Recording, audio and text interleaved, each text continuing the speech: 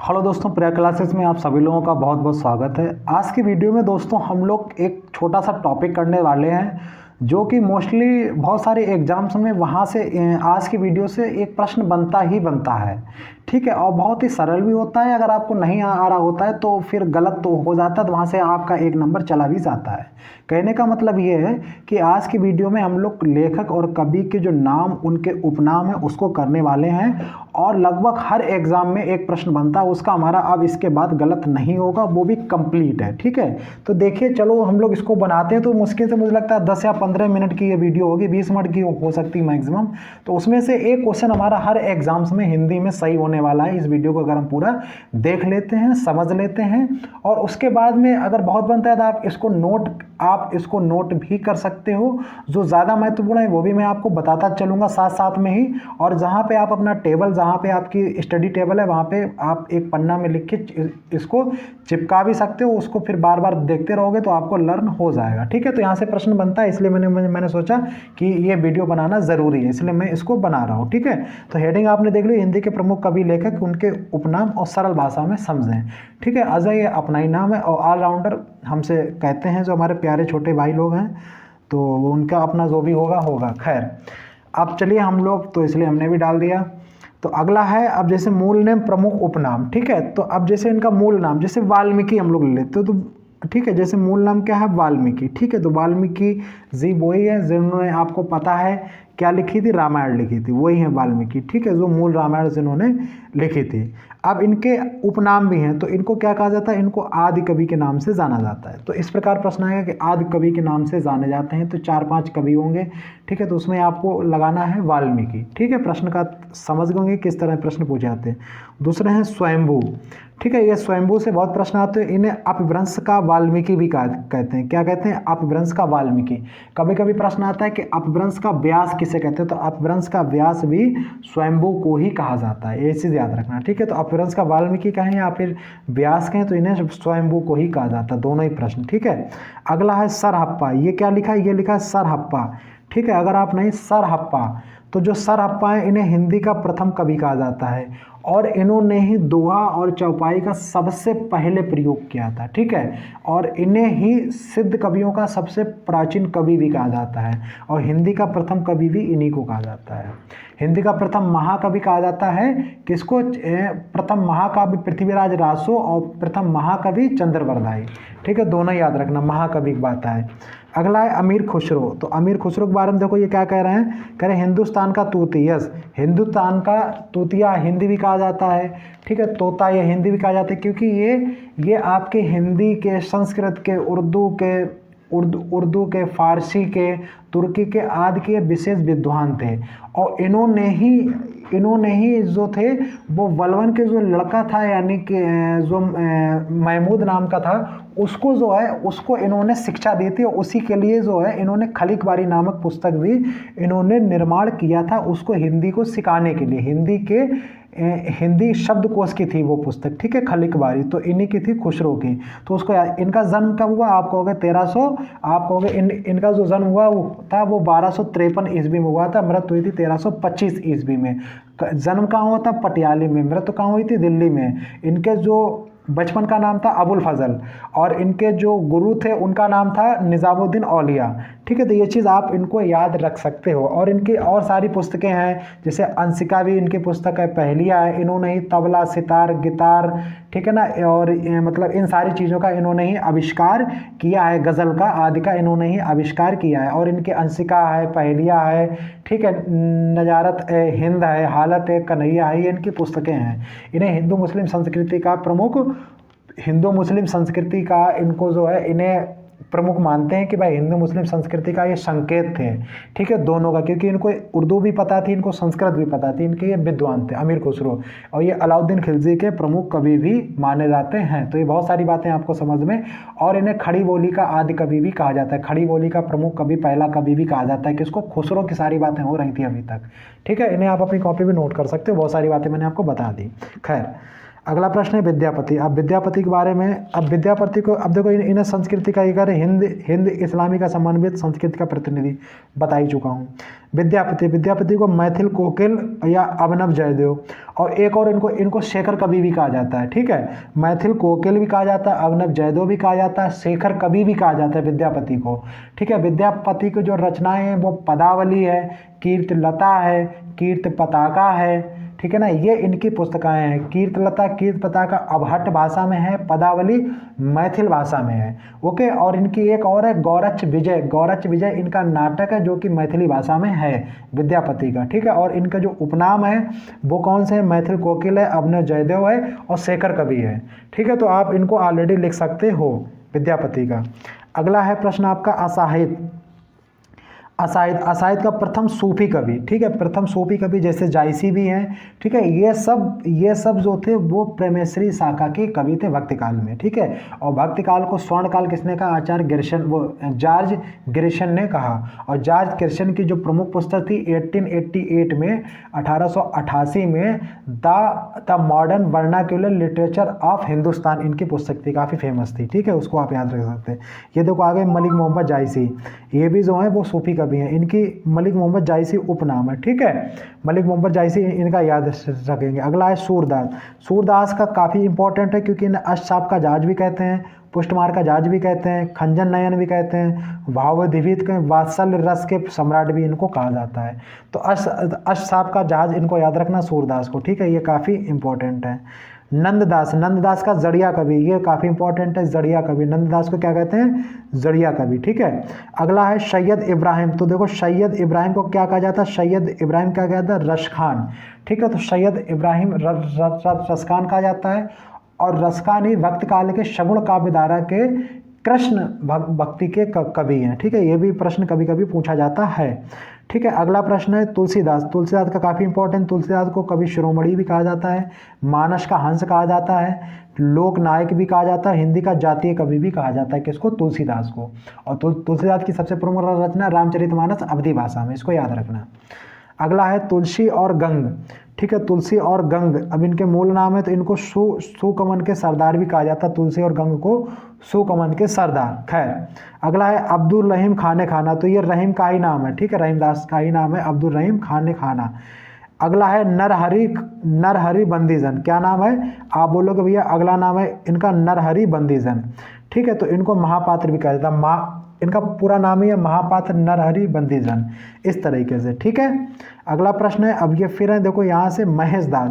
तो ये काफ़ी इंपॉर्टेंट है कि महेश दास का जो नाम है पूरा वो क्या है? बीरबल। यानी कि जो बीरबल थे वही उनका जो असली नाम था वो क्या था? आप बोलोगे महेश दास था। ठीक है, महेश दास। अगला है केशव दास। अब जो केशव दास को जो है वो कठिन काव्य का प्रेत बहुत पूछा जाता है कि भाई कठिन काव्य का प्रेत किस कवि को कहा जाता है?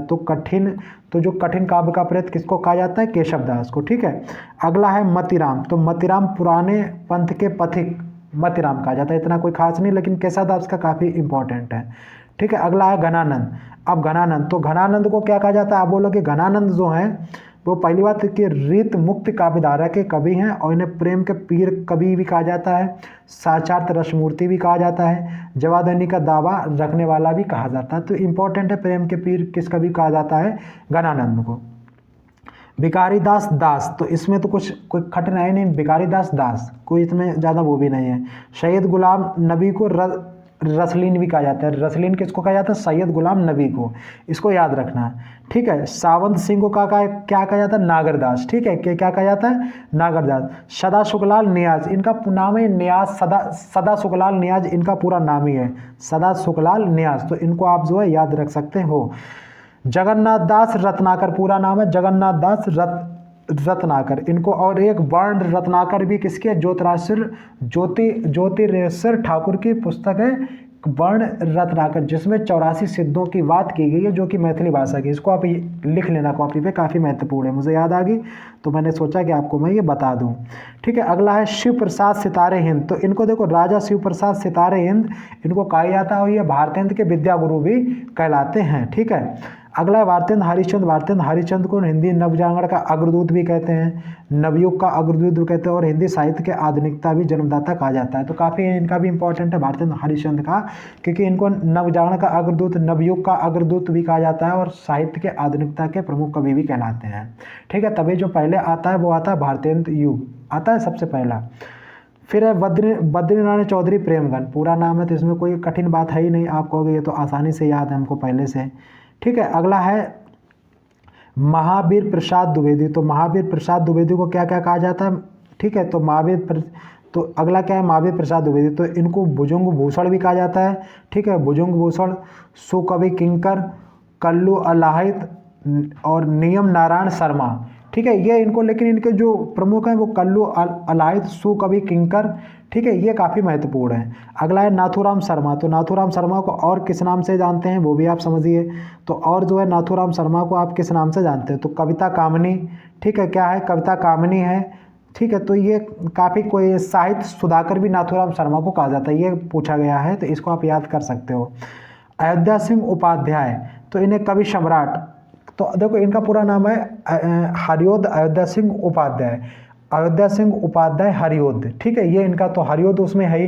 कवि सम्राट, ये काफ़ी इंपॉर्टेंट है कि कवि सम्राट किसको कहा जाता है? अयोध्या सिंह उपाध्याय, इसको आप याद कर लेना। अगला प्रश्न है राय देवी प्रसाद। तो राय देवी प्रसाद पूर्ण, इनका पूरा नाम ही है राय देवी प्रसाद पूर्ण। तो ये हो गया। गया प्रसाद शुक्ल को स्नेही या त्रिशूल कहा जाता है, गया प्रसाद शुक्ल को स्नेही या त्रिशूल, ये भी महत्वपूर्ण है।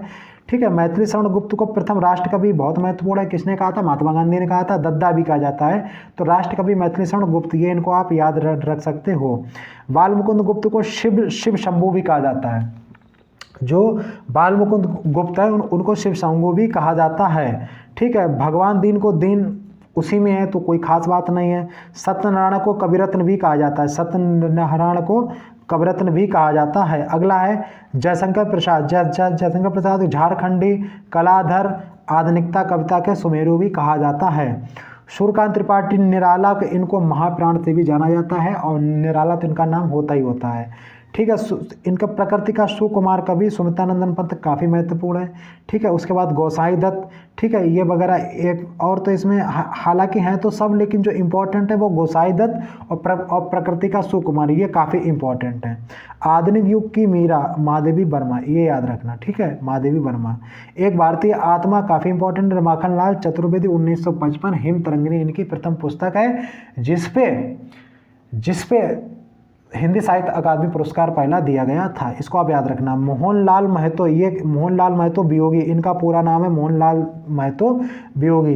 ठीक है, जनार्दन प्रसाद झा द्विज, तो इनको द्विज कहा जाता है, कोई खास बात नहीं। वैद्यनाथ मिश्र को नागार्जुन भी कहा जाता है, काफ़ी इंपॉर्टेंट है। नागार्जुन वैद्यनाथ मिश्र को कहा जाता है, इन्हीं को जन कवि भी कहा जाता है। ठीक है, रांगे राघव राघवाचार्य को राघवाचार्य से रांगे राघव। ठीक है, रामधारी सिंह दिनकर आप जानते हैं। वालकर सिंह शर्मा नवीन, ये भी आप जानते हैं। शिव मंगल सिंह सुमन, ये भी जानते हैं, क्योंकि इन्हीं के नाम ही साथ में है। गोपाल शरण सिंह नेपाली, ये भी एक ही साथ में आते हैं। हरवंश राय बच्चन को हालावादी कवि, ये काफ़ी इंपॉर्टेंट, हालावादी कवि किसको कहा जाता है? हरवंश राय बच्चन को, ये याद रखना। सजदानंद हीरानंद वाशान अज्ञे, तो इनका ये पूरा नाम ही है। इनको कठिन गद्य का प्रेत कहा जाता है। ठीक है, कठिन काव्य का प्रेत केशवदास, कठिन गद्य का प्रेत अज्ञे को। ठीक है, कुट्टी चातन भी इनको कहा जाता है।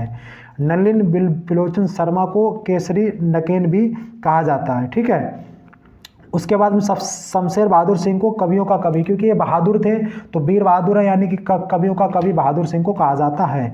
तो आप धूमिल, सुदामा पांडे धूमिल, इनको आप याद कर, सुदामा पांडे धूमिल इम्पॉर्टेंट है।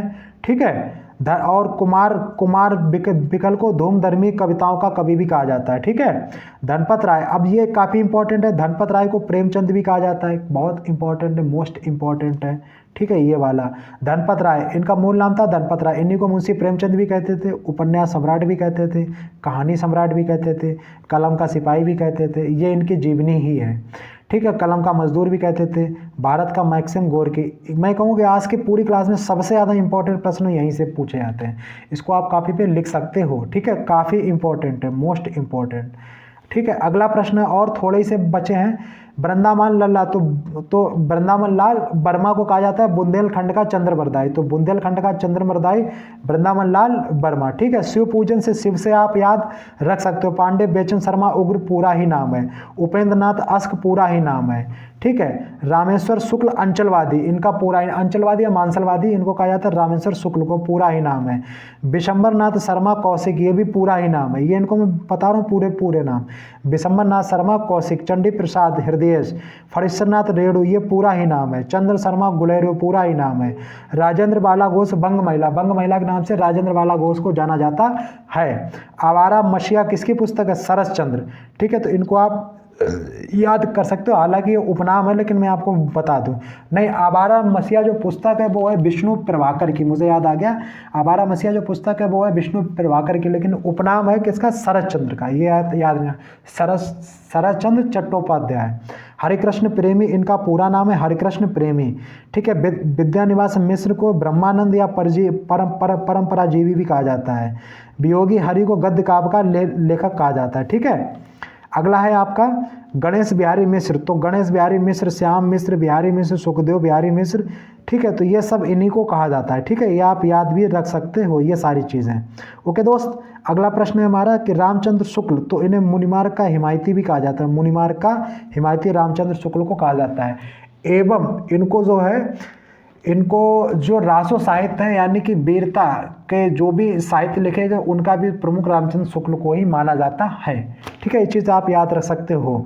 नंद दुलारे वाजपेयी को सौष्ठववादी स्वच्छंदतावादी भी कहा जाता है। ठीक है, डॉक्टर नागेंद्र को रसवादी आलोचक भी कहा जाता है। डॉक्टर नागेंद्र को रसवादी आलोचक भी कहा जाता है।